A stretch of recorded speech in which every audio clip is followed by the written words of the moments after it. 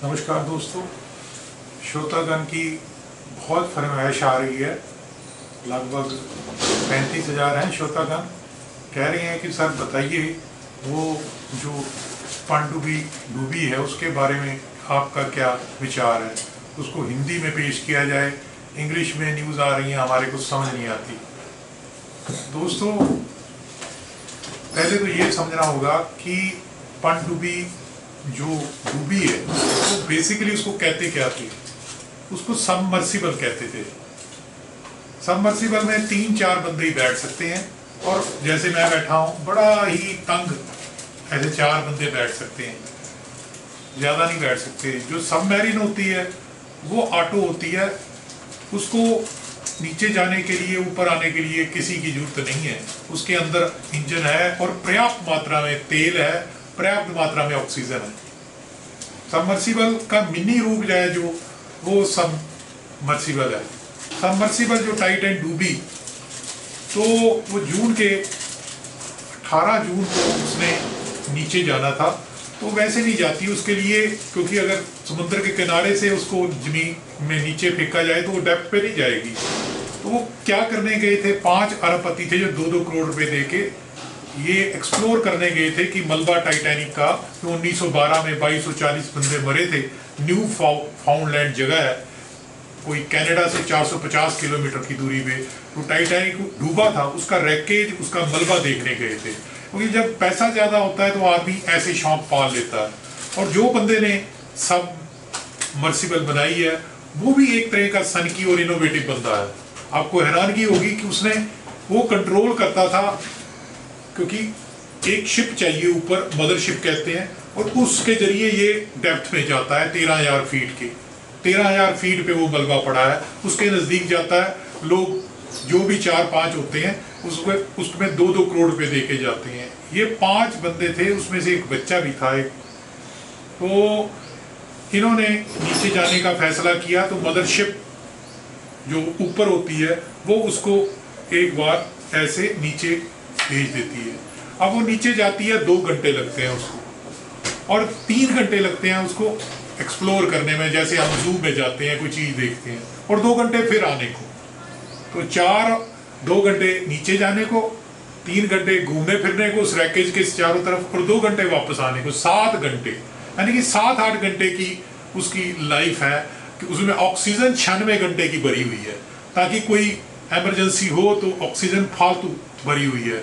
मगर उसका दरवाजा अंदर से नहीं खुलता, बाहर से खुलता है। मैं समझाऊंगा। जो एटमॉस्फेयर है हमारा वायुमंडल, उसमें यहाँ मैं बैठा हूँ, आप बैठे हो, 1 एटमॉस्फेयर है। मगर पहाड़ पे जाओगे, लद्दाख में जाओगे, माउंट एवरेस्ट पे, प्रेशर कम होता जाएगा। जैसे जैसे टेम्परेचर कम होगा वैसे वैसे प्रेशर कम होता है। मगर समुद्र के अंदर जाते हुए प्रेशर बढ़ता है।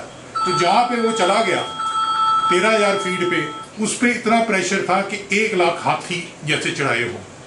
अब नेचुरली किसी चीज पे प्रेशर 1 लाख 450 एटमॉस्फेरिक का हो, तो अंदर का भी प्रेशर होना चाहिए। मान लीजिए मेरा हाथ ऐसे होता है, मैं इस हाथ को इक्विलिब्रियम में रखना है, बैलेंस में रखना है, तो मैं अंदर से भी उतना प्रेशर डालूंगा।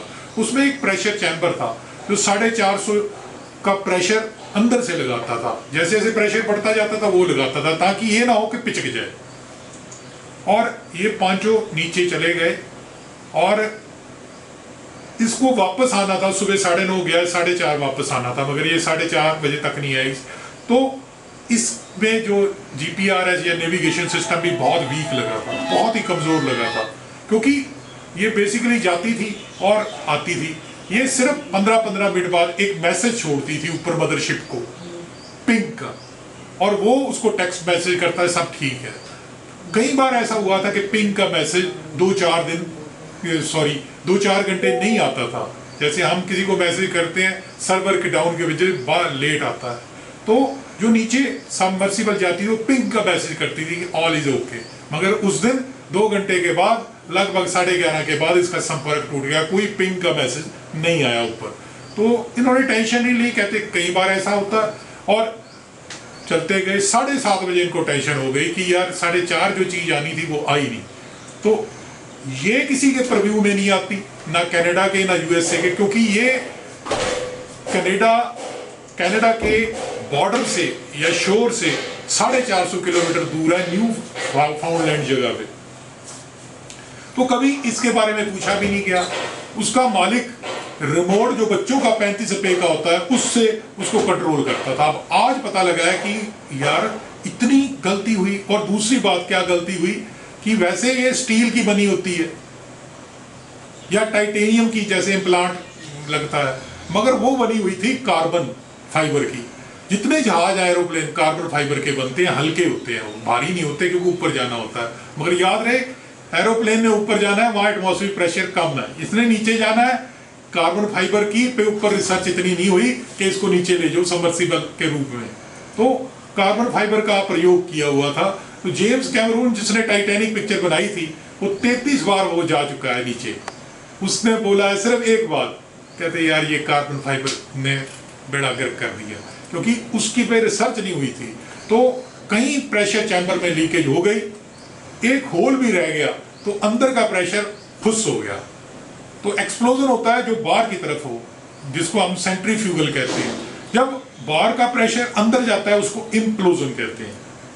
तो इंटायरली डिफरेंट। तो इम्प्लोजन हुआ तो 20 मिली सेकेंड में वो बंदे पांचों के पांचों मर गए। उनके घर वालों को बहुत दुख है, मगर ये कहते हैं कि ये पेनलेस डेथ हो गई। उनको तो पता ही नहीं चला क्या हुआ। 20 मिली सेकेंड में वो इम्प्लोड हो गई। और उसकी जो पिछली टेल है और प्रेशर चैम्बर 500 मीटर की दूरी पे अटलांटिक ओशीन में टाइटैनिक के मलबे के पास पड़े हैं। यही 2 करोड़ इंटू 5 10 करोड़ किसी गरीब के काम आ सकते थे, मगर इनोवेशन के चक्कर में चलो कुछ भी हुआ। तो नेचुरली 7:30 बजे इन्होंने मैसेज कर दिया कोस्ट यार्ड कनाडा को। फिर यूएसए के भी हेलीकॉप्टर्स और शिप्स आ गए चारों तरफ और ढूंढने लगे, क्योंकि उसमें अमीर आदमी, कोई गरीब तो होता नहीं। तो इस वजह से वो उसे रैकेज को ढूंढने लगे कि 96 घंटे में देखेंगे शायद बचा है।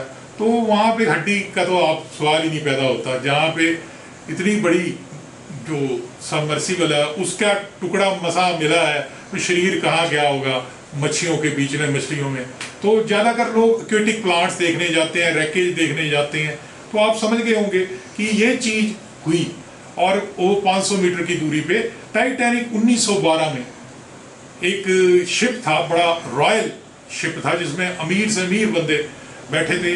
वो तकरीबन 2240 लोगों की जान ले बैठा था। उसका बीच का टुकड़ा टूट गया था और वो आइसबर्ग से उसकी टक्कर हुई थी। तो ये है बेसिकली कि आपको बार बार न्यूज़ पे, सोशल मीडिया पे नजर आ रहा है कि टाइटैन डूब गया, 5 बंदे कहाँ गए, क्या कैसे हुआ, कि एलियन उठा के ले गया। इसके बारे में कोई रिसर्च नहीं कि एलियन उठा के ले गया, या पहले भी जाते थे लोग उसमें। जैसे कि सिंड्रेला है, सिंड्रेला एक शिप है, क्रूज शिप होता है जिसमें नाच गाना भी चलता है और पब भी होता है और बीच में होटल भी है, बीच में स्विमिंग पूल भी है। सिंड्रेला चलता है बॉम्बे से, गोवा जाता है और पहुंचा देता है, लोग मौज मस्ती करते हैं। मगर ये सबमर्सिबल या जो गई बीच में, उसमें कहीं लूप होल रह गया और ये आज हेडलाइंस बन गई।